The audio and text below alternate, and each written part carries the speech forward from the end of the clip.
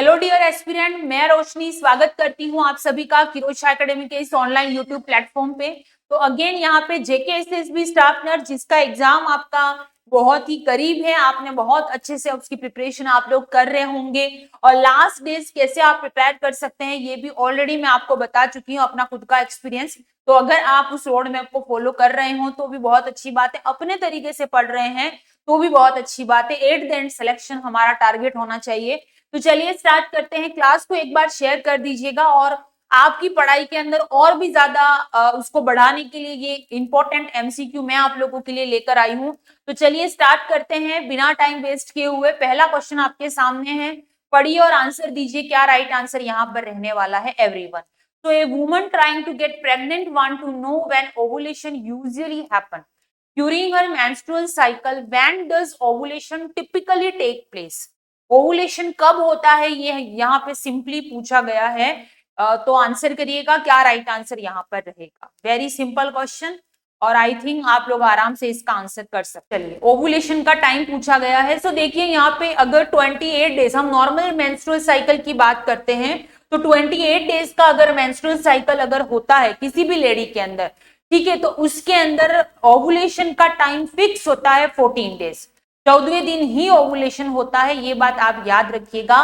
तो next menstrual cycle आने के 14 दिन पहले, ठीक है, नेक्स्ट मेंस्ट्रुअल साइकिल आने के 14 दिन पहले ही हमेशा क्या होता है, ओवुलेशन का प्रोसेस होता है। हमने मेंस्ट्रुअल साइकिल की स्टेजेस मैंने पहले भी आपको पढ़ाई है, आप अब तो आपके रट गई होंगी कि पहली स्टेज जो होती है मेंस्ट्रुअल फेज होती है 1 to 4 डेज नॉर्मली चलता है। उसके बाद में proliferative phase and follicular phase. याद रखिएगा हमेशा एग्जाम में कई बार क्वेश्चन आया, follicular phase and ovarian phase, ये दोनों ओवेरी में चलती है। सेम टाइम पे प्लोरिफरेटिव फेज यूट्रस में चलती है विच इज यूट्राइन फेज, ठीक है। तीसरी जो होती है जिसको ओवुलेटरी फेज बोल सकते हैं, किसी किसी में नहीं भी होता है, तो वो 14वें दिन होता है, ओवुलेशन जिस दिन होता है उस दिन। और लास्ट स्टेज होती है जिसको हम सिक्रेटरी या ल्यूटियल फेज बोलते हैं, जिसके अंदर कॉर्पस लूटियम वगैरह बनता है, वो सारी चीजें, ठीक है। तो यहाँ पे याद रखिएगा 28 डेज का मेंस्ट्रुअल साइकिल होगा। तो जब भी नेक्स्ट मेंस्ट्रुअल साइकिल स्टार्ट होने वाला होता है उसके प्रायर 14 दिन पहले हमेशा ओवुलेशन का पीरियड होता है, ठीक है। और एक और चीज, अगर किसी के अंदर ऐसा बता दिया जाता कि अगर किसी लेडी का मेंस्ट्रुअल साइकिल 30 दिन का है, ठीक है, 30 डेज या 32 डेज का मेंस्ट्रुअल साइकिल है, फॉर एग्जांपल 32 डेज का मेंस्ट्रुअल साइकिल है ऐसा आपको बता दिया, ठीक है, क्वेश्चन में मेंशन किया है, तो उसका ओवुलेशन किस दिन होगा, तो आप आंसर करिएगा जल्दी से कमेंट में। अगर किसी का लेडी का मेंस्ट्रुअल साइकिल 32 डेज का है, ठीक है, ओलिगोमेनोरिया है, 32 डेज का मेंस्ट्रुअल साइकिल है, तो ऐसी सिचुएशन में हम लोग जो है वो उसका ओवुलेशन डे कैसे निकालेंगे और कब होगा, क्विकली आंसर करेंगे फटाफट। तो इसमें सिंपल सी चीजें, कुछ नहीं करना है आपको। 28 दिन का होता है तो 14 दिन होता है। ये 28 डेज के ऊपर कितने डेज हो गए, 4 दिन ऊपर हो गए, 29, 30, 31, 32, यानी कि इसमें 4 दिन ज्यादा है, ठीक है। तो वही 4 डेज आप इस 14 डेज में ऐड करेंगे तो कितने हो गए, 18 दिन, 18वां दिन हो गया, यानी कि 18th डे पे ओवुलेशन होगा। जितने ज्यादा आगे नंबर मेंस्ट्रुअल साइकिल के बढ़ेंगे उतना आप 14 में ऐड कर दीजिए, वही आपका राइट आंसर आ जाएगा, ठीक है ना। तो ये याद रखिएगा। तो यहाँ पे राइट आंसर होगा 14 days prior to next menstrual cycle. Next, a pregnant woman want to know how long the corpus luteum remain functionally active during pregnancy. For how long does the corpus luteum stay active. Corpus luteum क्या है ये भी मैं बता चुकी हूं, answer करिएगा। कब तक काम करती है ये भी बता दिया है, जल्दी से आंसर करिएगा। अब तो आपको चीजें रट जानी चाहिए और अभी भी आपको याद नहीं है कि यार पढ़ाया था कि नहीं पढ़ाया था, तो फिर तो कोई मतलब नहीं है, ठीक है ना। तो पढ़ा दिया है, मैंने पहले ही बोला था जेकेएसएसबी का बहुत सारा फ्री कंटेंट अवेलेबल है, 50 से ज्यादा तो मैं ओबीजी की क्लासेस ले चुकी हूँ, तो वहां से बाहर कहाँ जाएगा ओबीजी का, ठीक है ना। चलिए तो देखिए यहाँ पे प्रेग्नेंट वुमन है, कॉर्पस लूटियम कब तक एक्टिव रहती है ऐसा पूछ रही है। तो सिंपल सी चीज है, मेंस्ट्रुअल साइकिल की जो सिक्रेटरी यानी कि ल्यूटियल फेज होती है, लास्ट वाली चौथी, ठीक है, उसके अंदर ही क्या बनती है, कॉर्पस लूटियम बनती है। बनती कैसे है ये भी मैंने आपको बताया था कि ओवेरीज के अंदर जैसे ही ओवुलेशन हो गया, ओवुलेशन के बाद में जो प्रोडक्ट बचता है, ठीक है, वही कॉर्पस लूटियम बनता है और वही कॉर्पस लूटियम ज्यादा मात्रा में प्रोजेस्टेरोन का सिक्रीशन करता है, एस्ट्रोजन का भी करता है, लेकिन प्रोजेस्टेरोन ज्यादा मात्रा में सिक्रीट करता है। और यही प्रोजेस्टेरोन हार्मोन को हम प्रेगनेंसी मेंटेनिंग हार्मोन भी बोलते हैं, ठीक है ना। सो कॉर्पस लूटियम 10 से 12 वीक तक एक्टिवली काम करती है।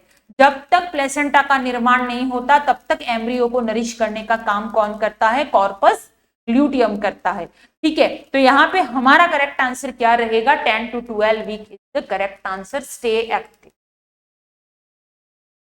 Next, a 30-year-old woman experienced severe pelvic pain, particularly during her periods. Investigation show the endometrial tissue is growing outside the uterus. Uterus के आउटसाइड एंडोमेट्रियम के जो टिश्यू है वो ग्रो कर रहे हैं। What condition does this indicate? कौन सी condition ये होती है, ऐसा पूछा गया है। तो आंसर करिएगा आप सभी, एंड डियर क्लास को एक बार शेयर आपको जरूर करना है। तो देखिए यहाँ पे जब भी पीरियड्स में ज्यादा पेन होता है मेंस्ट्रुअल पीरियड के अंदर, और एंडोमेट्रियल जो टिश्यू होते हैं वो आउटसाइड द यूट्रस अगर ग्रो करते हैं तो उसको हम एंडोमेट्रियोसिस बोलते हैं। में पेल्विक पेन वगैरह ये सारी चीजें जो रहती हैं वो इंक्लूडेड होती है। तो यहाँ पे ए हमारा करेक्ट आंसर रहेगा। मेट्रोरेजिया ए साइक्लिक ब्लीडिंग होती है, उसको हम मेट्रोरेजिया बोलते हैं। सिस्टिक फाइब्रोसिस एक जेनेटिक कंडीशन है, तो ये भी नहीं होगा। मेनोरेजिया के अंदर heavy bleeding, heavy menstrual cycle होता है, तो यहाँ पे ये आंसर नहीं होगा। ए करेक्ट आंसर यहाँ पर हमारा रहेगा। नेक्स्ट आगे बढ़ते हैं। During routine ultrasound an expectant mother learn about the various way the umbilical cord can attach to the placenta. Her healthcare provider explained that the location of the insertion can affect both the pregnancies and delivery process. What is the term for a cord that is inserted into the membrane some distance from the edge of the placenta? यहाँ पे abnormality का सवाल पूछा गया है, तो answer करिएगा membrane as से कनेक्टेड है। कौन से टाइप की कोड की एबनॉर्मलिटी या फिर प्लेसेंटा की एबनॉर्मलिटी यहाँ पर बताई गई है? आंसर करिएगा, क्या राइट आंसर यहाँ पर रहेगा एवरीवन? तो ये सारी एबनॉर्मलिटी यहाँ पर जो है वो बताई गई है। इंसर्टेड इनटू द मेम्ब्रेन, ठीक है, बताया गया है कि मेम्ब्रेन में इंसर्ट हुई है। देखिए बैटलडोर इंसर्शन कोड में क्या होता है, प्लेसेंटा मेम्ब्रेन से अटैच नहीं होती, प्लेसेंटा एज से अटैच होती है। नॉर्मली जो प्लेसेंटा होती है आपको पता है ऐसे अटैच होती है, ठीक है ना, इस तरीके से ऐसे डायरेक्टली अटैच होती है ना, इस तरीके से अटैच आपने देखा होगा। लेकिन यहां पर क्या होगा, एज से अटैच होगी, यहाँ ये एज से, दैट इज कॉल्ड, यहां से फिर अटैच अगर होती है अम्बिलिकल कोड इस तरीके से, दैट इज कॉल्ड यहाँ पे बैटलडोर प्लेसेंटा। दूसरी है वेलमेंटस, यानी कि वेलमेंटस जो रहती है वो इसकी जो मेम्ब्रेन होती है, इसकी मेम्ब्रेन से अटैच होती है, उसको कहते हैं हम वेलमेंटस प्लेसेंटा, ठीक है। तो यहाँ पे जो पूछा गया है कि मेम्ब्रेन से अटैच है तो that is called velamentous cord abnormality है, तो यहाँ पे बी जो है वो करेक्ट आंसर रहेगा। नेक्स्ट है सर्कमवेलेंट प्लेसेंटा, ये भी प्लेसेंटा की एबनॉर्मलिटी है। नॉर्मली प्लेसेंटा को आपने देखा होगा कि प्लेसेंटा जो रहता है, ठीक है ना, प्लेसेंटा अंदर से थिक और किनारे जो होते हैं उसकी साइड फेस जो होती है वो थीन होती है।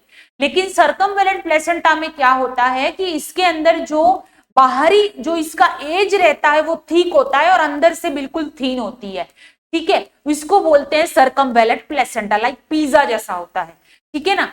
नेक्स्ट है सक्सिन चुरेटा, इसके अंदर क्या होता है, प्लेसेंटा के अंदर कोई सेपरेट लोब नहीं होता है, लेकिन यहाँ पर प्लेसेंटा से अटैच ही, ये प्लेसेंटा है तो उससे अटैच ही एक और लोब प्रेजेंट होगा, यहाँ पे ब्लड सप्लाई रहेगी लेकिन और एक लोब प्रेजेंट होता है जिसको हम सक्सिन चुरेटा बोलते हैं। यहाँ पे मेम्ब्रेन से जुड़ा हुआ है तो उसको हम वेलमेंटस प्लेसेंटा कोड एबनॉर्मलिटी बोलेंगे। आगे बढ़ने से पहले जो भी बच्चे जेके एसएसबी की प्रिपरेशन कर रहे हैं उनके लिए कोर्स एंड टेस्ट सीरीज जो है वो अवेलेबल है किरोशा एकेडमी की ऐप पर। बहुत सारे बच्चे ऑलरेडी हमसे जुड़ चुके हैं, तो आप भी अगर अपने आप को टेस्ट करना चाहते हैं एग्जाम से पहले कि आपकी प्रिपरेशन कैसी है, अपने वीक एरिया पे काम करना चाहते हैं, तो इस टेस्ट सीरीज से जरूर जुड़िएगा। लेने के लिए आप हमारे ऑफिशियल नंबर पे कांटेक्ट कर सकते हैं। 28-year-old woman planning to conceive want to reduce the risk of a neurological defect in her baby. Which supplement should she take for 3 months before conception. किसी भी तरह की न्यूरोलॉजिकल कंडीशन यानी कि न्यूरल ट्यूब डिफेक्ट हो गया, anencephaly हो गया, एनसेफेलाइटिस हो गया, ठीक है, स्पाइना बाइफिडा वगैरह, तो इन सब चीजों को प्रिवेंट करने के लिए कौन सा सप्लीमेंट जो होता है वो फर्स्ट 3 months के लिए बहुत इंपॉर्टेंट होता है, ये पूछा गया है। तो आप आंसर करिएगा। आई होप आपको समझ में आ गया होगा कि आपको यहाँ पे क्या आंसर करना है। वेरी गुड एवरीवन, फटाफट आंसर करिए। तो देखिए सिंपल सी चीज है, न्यूरोलॉजिकल डिफेक्ट से बचने के लिए यानी कि न्यूरल ट्यूब 21 दिन में बन जाती है, आपको पता है, ब्रेन और उसका कोड वगैरह क्लियर है। तो उस फॉलिक एसिड की अगर किसी में कमी है, किसी लेडी में, तो उसके अंदर न्यूरोलॉजिकल डिफेक्ट आता है। तो फॉलिक एसिड फर्स्ट 3 month के लिए बहुत ही इंपॉर्टेंट होता है। उसके बाद में फिर आयरन कैल्शियम वगैरह लेते हैं, इसीलिए फॉलिक एसिड की जो मेडिसिन होती है वो हमेशा बोलते हैं बिफोर कंसेप्शन ही स्टार्ट कर देना चाहिए। बाकी विटामिन ए, विटामिन के, ये सब यहाँ पे नहीं होता। विटामिन के बच्चे को लगाया जाता है बर्थ के टाइम पे, ठीक है, ताकि ब्लीडिंग को प्रिवेंट किया जा सके। नेक्स्ट है, during a prenatal class health care provider explain the term para to an expectant mother who want to understand what it meaned concern her pregnancy. How is para defined? Para का मतलब क्या होता है ये पूछा गया। GTPL score जो होता है आपको पता है, ग्रेविडा होता है, टर्म होता है, पैरा होता है या पैरिटी जिसको हम बोलते हैं, और या एबॉर्शन होता है। तो यही जीटीपीएल स्कोर के अंदर से ही जो पी होता है जिसको हम पैरा बोलते हैं, उसी के रिगार्डिंग पूछा गया है। तो आंसर करिए। तो ग्रेविडा का मतलब होता है कितनी बार लेबर की प्रोसेस से गुजर चुकी, ठीक है, कोई लेडी है वो कितनी बार प्रेग्नेंट हो चुकी है या लेबर की प्रोसेस से अगर गुजरी है, तो that is called gravida. T का मतलब होता है टर्म डिलीवर, यानी कि 37 वीक से बियॉन्ड अगर कोई डिलीवरी है ज्यादा, ठीक है, 37 वीक के बाद अगर बच्चा डिलीवर हुआ है तो वो टर्म बेबी के अंदर आता है, ठीक है। पी पैरा का मतलब ये होता है कि उसने वायबिलिटी पीरियड को क्रॉस किया है या नहीं किया है।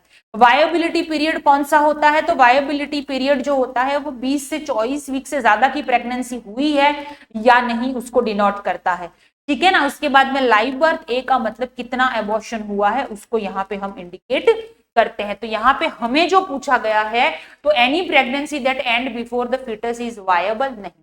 टोटल नंबर ऑफ प्रेगनेंसी तो हम ग्रेविडा को बोलते हैं, बर्थ अकरिंग बिटवीन, नहीं, टर्म डिलीवरी है। तो यहाँ पे number of previous pregnancy that have passed the viability period, जिसने वायबिलिटी पीरियड को क्रॉस किया है या नहीं किया है, ये हमें देखना है। ग्रेविडा का मतलब नंबर ऑफ प्रेगनेंसी, कितनी बार प्रेग्नेंट हुई है, ठीक है ना।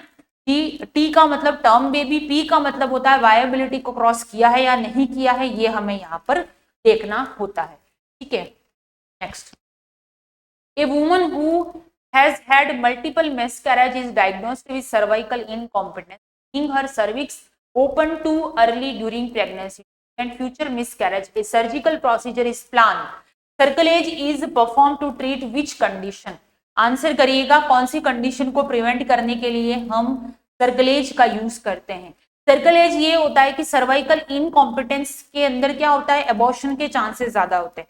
कोई भी एबनॉर्मलिटी की वजह से, कोई जैसे क्रोमोसोमल एबनॉर्मलिटी की वजह से, ऐसी कोई सिचुएशन की वजह से क्या होता है, कभी कभी जो होता है रेगुलर मिसकैरेज होते रहते हैं, ठीक है ना। सर्विक्स ओपन हो जाएगा तो मिसकैरेज हो जाएगा, क्लियर है। तो अर्ली ओपन हो जाता है जिसकी वजह से मिसकैरेज हो जाता है। तो लेडी में क्या करते हैं, अगर रेगुलर बेसिस पे अगर ऐसा होता है, तो ऐसी सिचुएशन में शिरोडकर प्रोसीजर या मैकडोनल्ड सूचक, दोनों चीजें याद रखिएगा। एक शिरोडकर प्रोसीजर होता है और एक मैकडोनल्ड सूचक, दोनों इनकम्पिटेंस में यूज करते हैं। नाम लिख देती हूं मैं यहाँ पे, शिरोडकर और मैकडोनल्ड, ठीक है। ये दोनों प्रोसीजर, ये कुछ भी नहीं है, एक प्रोसीजर है जिसके सूचरिंग की जाती है। ये सूचरिंग 16 वीक के आसपास करते हैं और 32 या 34 वीक या फिर डिलीवरी से पहले इसको ओपन करना जरूरी होता है, अदरवाइज टीयर हो सकता है, ठीक है। तो उस टाइम पे 34 से 36 वीक के आसपास इसको क्या करते हैं, ओपन या खोल देते हैं, क्लियर है। तो याद रखिएगा, ताकि जो अर्ली एबॉर्शन होता है या फिर बार बार एबॉर्शन हो सकता है, उसको हम प्रिवेंट यहाँ पर कर सकते हैं। तो ये किस में होता है, तो इन सर्विक्स इनकॉम्पिटेंस में होता है। थ्रिएटेंट एबॉर्शन एक ऐसा एबॉर्शन, एक मात्र ऐसा एबॉर्शन जिसमें प्रेगनेंसी कंटिन्यूएशन पॉसिबल होता है, क्योंकि इसमें सर्विक्स क्लोज होता है।